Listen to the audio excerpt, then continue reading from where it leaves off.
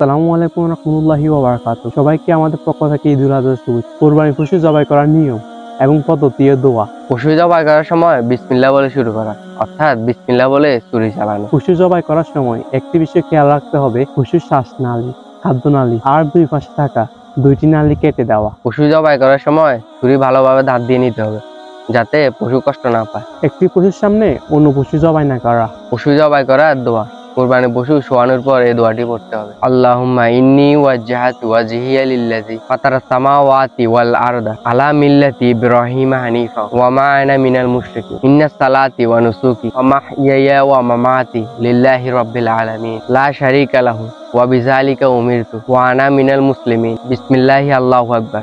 আল্লাহুম্মা মিনকা ওয়া লাকা। যদি কেউ এই দোয়াটি না পারে তাহলে এই ছোট দোয়াটি পড়বে, বিসমিল্লাহি আল্লাহু আকবার।